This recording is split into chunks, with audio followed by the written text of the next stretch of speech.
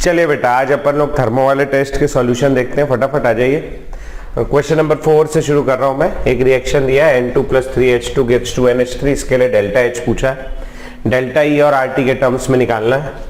तो क्या रिलेशन है अपना, इसमें रिलेशन है डेल्टा H बराबर delta E plus delta Ng RT, ये रिलेशन है। तो सबसे पहले Ng निकाल लेते हैं। ये वाली रिएक्शन में N2 गैसियस है प्लस 3H2 गैसियस है, से मिल के बन रहा है क्या, तो N2 गैसियस है प्लस 3H2 गैसियस है, से मिल के बन रहा है 2NH3 गैसियस। डेल्टा Ng क्या होता है, Np minus Nr, product minus reactant. Product में 2 मोल गैस है, रिएक्टेंट में 1 और 3 4 मोल गैस है, तो ये आ जाएगा -2। डेल्टा H बराबर delta E plus delta Ng की जगह -2 टाइम्स ऑफ RT, तो ये आ गया डेल्टा H बराबर डेल्टा E -2 RT। ठीक है, तो ये आ जाएगा डेल्टा E -2 RT, पहला वाला ऑप्शन हो जाएगा। ठीक है, तो इस तरीके से अपने को इसको सॉल्व कर लेना है। ठीक, चलो भाई, तो ये हो गया फर्स्ट क्वेश्चन, क्वेश्चन नंबर 4। आगे बढ़ेंगे। अगला, a positive change in enthalpy occurs in. तो देखो क्या हो रहा है, पहले वाले रिएक्शन में पॉजिटिव चेंज इन एंथैल्पी पूछा है। पॉजिटिव चेंज इन एंथैल्पी यानी पॉजिटिव चेंज इन एंथैल्पी का मतलब है रिएक्शन डेल्टा H कैसा है, पॉजिटिव। और डेल्टा H किसके लिए पॉजिटिव होता है, डेल्टा H पॉजिटिव होता है एंडोथर्मिक रिएक्शन के लिए। तो पूछ रहा है कौन से रिएक्शन में कौन सा रिएक्शन एंडोथर्मिक है। तो अगर देखूं मैं फर्स्ट रिएक्शन को, तो फर्स्ट रिएक्शन में वाटर बन रहा है। किसी भी चीज का फॉर्मेशन कभी एंडोथर्मिक नहीं होता, कोई भी चीज बनती तभी है जब उसमें से हीट रिलीज हो। तो वाटर बन रहा है, तो ये रिएक्शन कैसा होगा, ये होगा एक्सोथर्मिक। सेकेंड रिएक्शन में भी अमोनिया फॉर्म हो रहा है, तो ये रिएक्शन भी कैसा होगा, एक्सोथर्मिक। थर्ड रिएक्शन देखो आप, MgCO3 से MgO सॉलिड और CO2, यहाँ MgCO3 का डिकम्पोजिशन हो रहा है, तो डिकम्पोजिशन रिएक्शन कैसा होता है भैया, ये होता है एंडोथर्मिक। यहाँ हीट देनी पड़ेगी तब जाकर के वो टूटेगा। तो आपका आंसर आ जाएगा कौन सा बेटा, थर्ड वाला। ठीक, बहुत इजी सवाल था ये। आगे बढ़ते हैं, क्वेश्चन नंबर 6। ये इन thermodynamic a process is called reversible when, ये मैंने जानबूझ के दिया आपको एक छोटा सा कंसेप्ट समझाने के लिए, रिवर्सिबल और इरिवर्सिबल रिएक्शन का। ठीक है, इसको एक समझेंगे अपन ऐसे, क्या बोलना चाहिए उसको, अनरिलेटेड एग्जांपल से। आपने वो देखी फिस्ट फाइट, या कहते हैं वो जो हाथ वाली लड़ाई होती है, ऐसे ऐसे करके लड़ते हैं, है ना, हाथ पकड़ के ऐसे ऐसे। तो ऐसी लड़ाई हो रही है। एक बार इस लड़ाई में हमने लेके आया एक सूमो पहलवान। सूमो पहलवान जानते हैं, वो बड़ा वाला जो होता है, बहुत बड़ा, वो सूमो पहलवान लेके आया। और आप उसको जानते होंगे अपने पोपटलाल को, पोपटलाल। तो सूमो पहलवान पोपटलाल जो लोग नहीं जानते, एकदम दुबला पतला आदमी। सूमो पहलवान के सामने एकदम दुबला पतला आदमी है। इन दोनों के बीच में मैं रिएक्शन कराने जा रहा हूँ, इन दोनों की लड़ाई कराने जा रहा हूँ। ये दोनों की लड़ाई शुरू होती है, दोनों आते हैं, हाथ मिलाते हैं, ऐसे करके एक दूसरे का हाथ पकड़ते हैं। अभी रेफरी सीटी बजाएगा। रेफरी के सीटी बजाने से पहले या t = 0 पे दोनों एक दूसरे का हाथ पकड़े हुए हैं, ऐसे करके रुके हुए हैं। अभी दोनों इक्विलिब्रियम पे हैं। जितनी फोर्स सूमो पहलवान लगा रहा है, उतनी ही फोर्स पोपटलाल भी लगा रहा है। ठीक है ना। अब जैसे ही रेफरी ने सीटी बजाई, लड़ाई शुरू हुई। लड़ाई शुरू होते ही क्या होगा, सूमो पहलवान पोपटलाल को लेके जाएगा और दीवार के अंदर घुसा देगा। समझ, मतलब बहुत धकेल देगा। अब बताओ, ये रिएक्शन रिवर्स हो सकता है क्या? ये रिएक्शन रिवर्स नहीं हो सकता। किसी हालत में ऐसा नहीं हो सकता कि दुबला पतला आदमी सूमो पहलवान को पीछे ढकेल दे। होगा तो यही। तो ये रिएक्शन कैसा है, इरिवर्सिबल रिएक्शन। अब इस इरिवर्सिबल रिएक्शन में इक्विलिब्रियम कहाँ आया, एक तो इनिशियल पोजीशन पे आया और एक फाइनल पोजीशन पे, जब वो दीवार पे रुक गया। इक्विलिब्रियम समझ रहे हो ना, मतलब दोनों फोर्सेस, या जितना उधर से हो रहा है रिएक्शन उतना इधर से भी, वो इक्विलिब्रियम कब आएगा, या तो इनिशियल पे आएगा t = 0 पे, या कहां पर आएगा, फाइनल में आएगा। फाइनल जहां रुक गया रिएक्शन। नहीं तो बाकी टाइम, पूरे टाइम यहां पर ये ड्राइविंग फोर्स है, सूमो पहलवान ड्राइविंग फोर्स है और पोपटलाल जो है वो अपोजिंग फोर्स है। तो ड्राइविंग फोर्स हमेशा ही बड़ी रहेगी, इक्विलिब्रियम कभी नहीं आएगा। इक्विलिब्रियम कहां आएगा, जहां रिएक्शन रुक जाएगा। ठीक, अब इमेजिन करो, एक ये सूमो पहलवान है और एक और सूमो पहलवान ले आया मैं। दोनों के वेट में 1 ग्राम का अंतर है, बस, उससे ज्यादा अंतर नहीं, मतलब दोनों लगभग एक जैसे। इस समय कौन जीत सकता है? इस समय कोई भी जीत सकता है। इंडिया और बरमूडा ट्रायंगल करके एक कंट्री थी, उसका क्रिकेट का मैच हो तो इंडिया ही जीतेगी पक्का है। इंडिया ऑस्ट्रेलिया के मैच में कुछ भी हो सकता है, समझे बात। तो वैसे ही वाला है, दो बड़े बड़े लोग हैं, दो सुमो पहलवान आपस में लड़ रहे हैं, एक जैसे लोग आपस में लड़ रहे हैं, धीरे धीरे रिएक्शन होगा, कहीं पर भी जा सकता है, कोई भी जीत सकता है। रिएक्शन कैसा है? रिवर्सिबल है। इस रिवर्सिबल रिएक्शन में दोनों फोर्सेस कब इक्वल होंगी? दोनों फोर्सेस पूरे मैच के दौरान इक्वल रहेंगी, मतलब ड्राइविंग फोर्स भी और अपोजिंग फोर्स भी। तो पूरे टाइम एक इक्विलिब्रियम बना रहेगा शुरू से लेके आखिरी तक। तो वही अपना आंसर है, the surrounding are always in equilibrium with the system, हमेशा इक्विलिब्रियम पे रहेंगे। Surrounding and system change into each other, ये तो बकवास बात है। There is no boundary between system and surrounding, इससे कोई मतलब नहीं। The system changes into the surrounding spontaneously, ये भी बकवास बात है।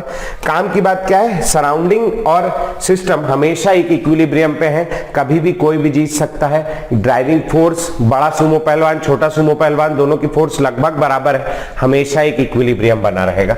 इसलिए आंसर कौन सा आएगा बेटा? थर्ड वाला आएगा। ठीक है, चलिए बेटा अब अपन देखेंगे क्वेश्चन नंबर 8। क्वेश्चन नंबर 8 में हीट ऑफ फॉर्मेशन दिया है। हीट ऑफ फॉर्मेशन यानी अपने को क्या दिया है? डेल्टा एच की वैल्यू दिया है। डेल्टा एच सवाल में दिया है -243 किलो जूल। अपने क्या निकालने बोला? अपने निकालने बोला डेल्टा यू। बोले डेल्टा यू निकाल के दिखाओ भैया। तो डेल्टा यू निकाल देते। क्या रिलेशन है दोनों के बीच में? डेल्टा एच बराबर डेल्टा यू प्लस डेल्टा एनजीआरटी, ये रिलेशन है। ठीक है, तो अब भैया डेल्टा एनजीआरटी निकाल लेते हैं। और सबसे पहले तो क्या हो जाएगा? डेल्टा एनजी निकाल लेते हैं। रिएक्शन है H2 gaseous plus half O2 gaseous से मिलके बन रहा है H2O गैसियस, ये बन रहा है। तो डेल्टा एनजी क्या होता है? डेल्टा एनजी होता है NP minus NR, product minus reactant. Product में 1 मोल है गैस का, और रिएक्टेंट में आप में देखोगे 1 और आधा 1.5 मोल है, तो ये हो गया 3/2, माइनस करोगे -1/2, आंसर आ गया। डेल्टा एनजी आ गया। मुझे चाहिए डेल्टा यू। डेल्टा यू बराबर हो जाएगा delta H minus delta ng RT. Delta H की वैल्यू हो गई -243 किलो जूल, सवाल में दी। माइनस डेल्टा एनजी की वैल्यू -1/2, आर की वैल्यू 8.314 किलो जूल में चाहिए। तो ये तो जूल में है, तो किलो जूल में करने के लिए 1000 से डिवाइड करूंगा, और टेम्परेचर दिया है 25 डिग्री सेंटीग्रेड, इसको केल्विन में कन्वर्ट करोगे 298 केल्विन। ठीक है, अब ये माइनस माइनस क्या हो जाएगा? प्लस हो जाएगा। तो ये हो गया आपका -243 प्लस एक्स, समथिंग प्लस होगा, और कुछ भी प्लस होगा तो आंसर आएगा नेगेटिव में, बट क्या लेस देन 243 से कम आएगा, क्योंकि कुछ प्लस हो जाएगा। तो नेगेटिव में 243 से कम एक ही ऑप्शन है, सेकंड वाला। तो इस क्वेश्चन का आंसर कौन सा हो जाएगा? सेकंड वाला। बाकी तो खैर आप कैलकुलेट करके निकाल ही सकते हो, निकालना चाहो तो, मगर इतनी मेहनत करनी क्यों जब सीधा आंसर आ रहा हो तो। ठीक, An ideal gas expands in volume from this to this at 300 Kelvin against a constant pressure। देखो भैया बहुत तकलीफ होती बच्चे को, ये समझ में नहीं आता वर्क डन रिवर्सिबल है कि इरिवर्सिबल है। तो वर्क डन रिवर्सिबल है या इरिवर्सिबल है पहचानने का सबसे तरीका अच्छा है, कांस्टेंट एक्सटर्नल प्रेशर दिया है। तो कांस्टेंट एक्सटर्नल प्रेशर का मतलब है जो वर्क डन है वो है इरिवर्सिबल, और इरिवर्सिबल वर्क डन का फॉर्मूला क्या होता है? -P external into delta V। तो माइनस रहने तो P एक्सटर्नल क्वेश्चन में दिया है 10⁵ न्यूटन पर मीटर स्क्वायर, और वॉल्यूम दिया है यहां से यहां, तो V2 माइनस V1 कर देंगे। V2 हो गया कितना आपका 1 × 10⁻⁻² माइनस 1 × 10⁻³ तो आप सॉल्व कर लेते हैं। माइनस रहने दो 10⁵, अच्छा ये सब मीटर क्यूब में है ना, तो मीटर क्यूब से मतलब ये मीटर स्क्वायर से, मीटर स्क्वायर से अपना स्क्वायर कट गया, 1 मीटर बचा। न्यूटन मीटर यूनिट यानी न्यूटन मीटर यानी जूल में आंसर आने वाला है अपना, टेंशन लेने की जरूरत नहीं। इसको मैं लिखने जा रहा हूं 10 × 10⁻³ minus 1 × 10⁻³ newton metre, minus 9 × 10⁻³ × 10⁵ joule, और अपना आंसर आ जाएगा कितना -900 जूल। तो इसका आंसर कौन सा आ जाएगा? इसका आंसर आ जाएगा बेटा थर्ड वाला। समझ में आया? बहुत इजी सवाल। ये हो गया अपना क्वेश्चन नंबर 10। आगे बढ़ेंगे question number 11, for the reaction 3O2 gaseous से बन रहा है 2O3 गैसियस। रिएक्शन लिख लूं क्या? लिख लेता हूं, लाओ। 3O2 गैसियस से बन रहा है 2O3 गैसियस। इसका डेल्टा H कैसा दिया है? पॉजिटिव, यानी रिएक्शन कैसा है? एंडोथर्मिक। एंडोथर्मिक का मतलब क्या है? यहाँ हीट एब्जॉर्ब हुई है। हीट एब्जॉर्ब हुई मतलब हीट ऑफ ऑक्सीजन या heat content, enthalpy of oxygen कम रही होगी, एंथैल्पी ऑफ ओजोन ज्यादा रही होगी। जिसके पास ज्यादा एनर्जी, ये बात याद रख लो भैया, बहुत काम आएगी। एनर्जी ज्यादा तो स्टेबिलिटी कम। तो ज्यादा एनर्जी किसके पास है? ओजोन के पास, तो उसकी स्टेबिलिटी क्या होगी? कम। तो अगर मैं बात करूं एनर्जी या हीट कंटेंट की, तो ओजोन के पास ज्यादा है ऑक्सीजन से, तो स्टेबिलिटी टीटी लिख दिया। स्टेबिलिटी किसकी ज्यादा होगी? O2 की ज्यादा होगी, ओजोन की कम होगी। O3 इज मोर स्टेबल, बिल्कुल नहीं, और हम जानते भी है ओजोन कहां इतना स्टेबल होता है, ऑक्सीजन बहुत स्टेबल है। O3 is less stable then O2, बिल्कुल सही। O3 is less stable then O2। ये हो गया अपना क्वेश्चन नंबर 11। ठीक है बेटा, आगे बढ़ेंगे। Question number 12, 1 mole of a gas absorbs 200 joule of heat at constant volume. तो ये जो कांस्टेंट वॉल्यूम है ना, ये यहां खेद है, कांस्टेंट वॉल्यूम। अगर कांस्टेंट वॉल्यूम पे है, वर्क डन का फॉर्मूला होता है minus P external delta we. अगर आपका कांस्टेंट वॉल्यूम है तो चेंज इन वॉल्यूम 0 होगा, और चेंज इन वॉल्यूम 0 होगा तो वर्क डन 0 हो जाएगा। बहुत बच्चा कंफ्यूज रहता है इसमें, कांस्टेंट वॉल्यूम ये सब टेम्परेचर लगा पता नहीं क्या करने लगता है। ये सब बिल्कुल नहीं करना है। कांस्टेंट वॉल्यूम, वर्क डन 0, खत्म।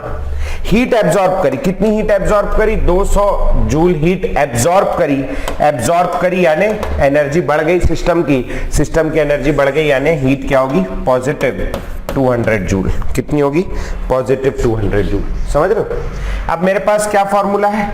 डेल्टा यू बराबर क्यू प्लस डब्ल्यू, है ना, ये फॉर्मूला है। डेल्टा यू मेरे को निकालना है, चेंज इन इंटरनल एनर्जी पूछा है। डेल्टा यू, क्यू कितना हो गया? प्लस 200, डब्ल्यू हो गया 0। डेल्टा यू की वैल्यू आ गई आप पे कितनी? प्लस 200, या ये फर्स्ट वाला। तो 12th वाले का, अरे चल यार, 12th वाले का आंसर कौन सा हो गया? फर्स्ट वाला हो गया। समझे? ठीक। चलिए बेटा, आप देखेंगे अपन क्वेश्चन नंबर 13। क्वेश्चन नंबर 13 में calculate the free energy change निकालने के लिए बोल रहा है। Free energy change, delta H दिया है, डेल्टा एस दिया है। ये क्वेश्चन को केवल इसीलिए हमने डिस्कशन का पार्ट बनाया है क्योंकि यहां पर बच्चे बहुत परेशान होते हैं। क्यों परेशान होते हैं? क्योंकि यहां जो डेल्टा एच दिया है इसका यूनिट देखो किलो जूल पर मोल में, जबकि जो डेल्टा एस दिया है इसका यूनिट क्या है? जूल पर मोल है। तो ये इतना ही करके बस क्वेश्चन फंसाता है। तो अपने को यही चीज का ध्यान रखना है कि अपन लोग ना फंसे। मैं नहीं चाहता कि आप फंसे इसमें। तो बड़ा आसान तरीका है, देखो कैसे करेंगे, बहुत इजी भाई, बहुत इजी।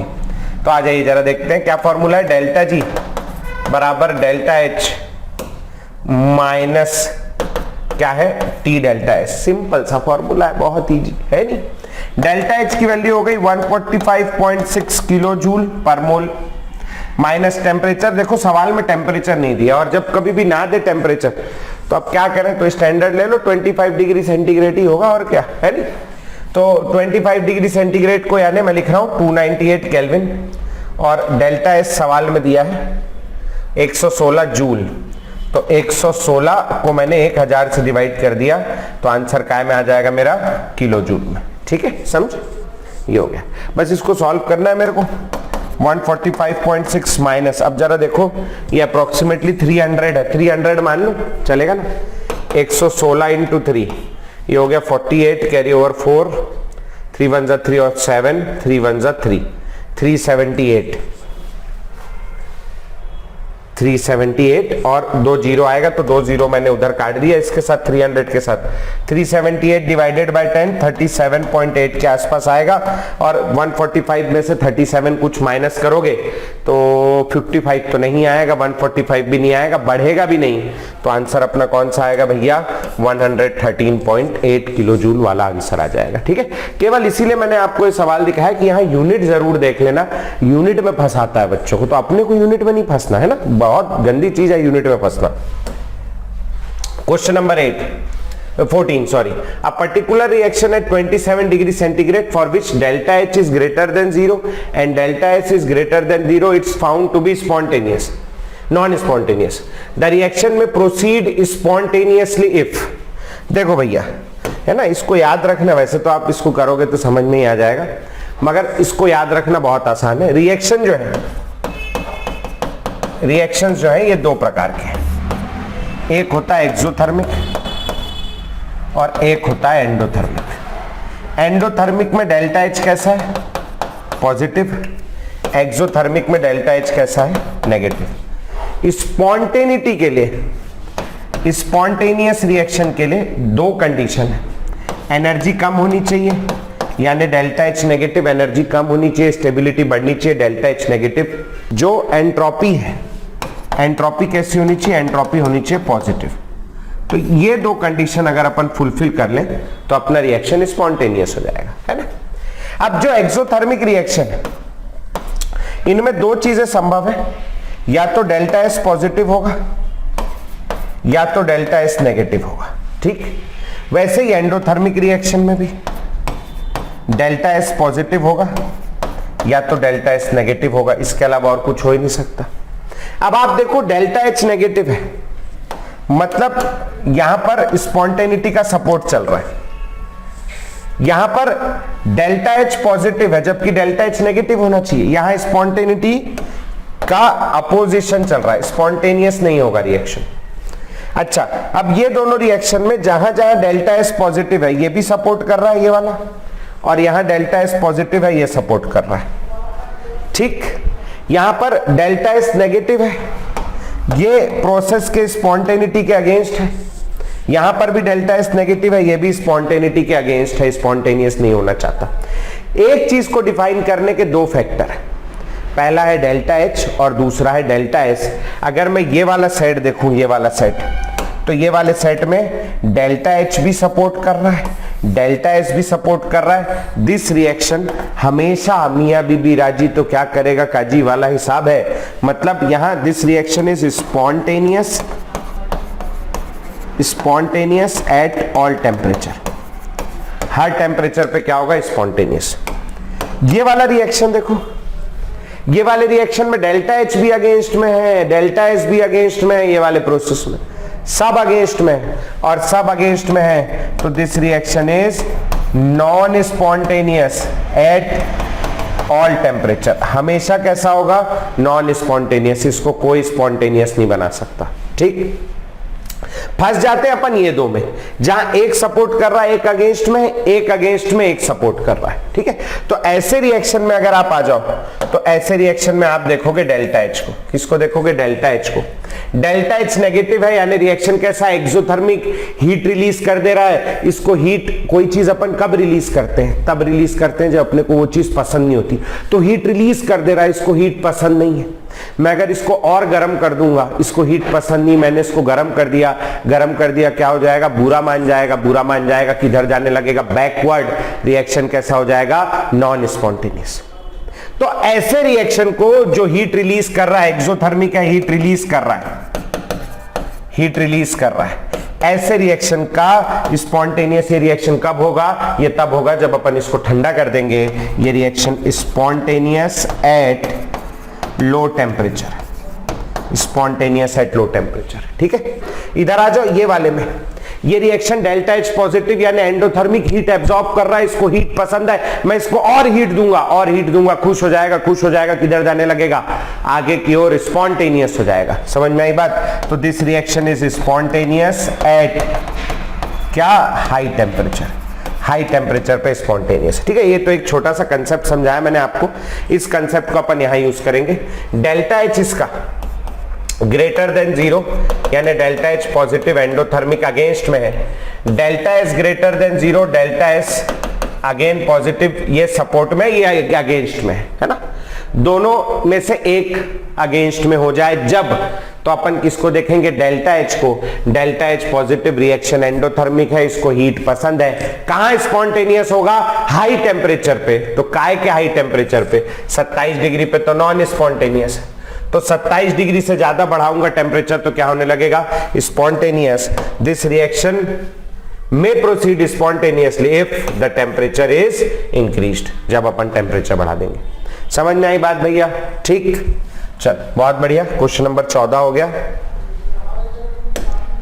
क्वेश्चन नंबर 18 देखेंगे। The enthalpy change for a transition of liquid water to steam is this, the entropy change of the process में भी। ये सवाल भी मैंने जानबूझ के इसीलिए दिया यूनिट का महत्व समझाने के लिए आपको, कि आप देखो इस वाले क्वेश्चन में डेल्टा एच किलो जूल में है और सारे यूनिट आपको सारे ऑप्शन में जो यूनिट दिया है वो जूल में दिया है, किलो जूल में देके जूल में पूछता है, ऐसे ही करता है, यही मेन है।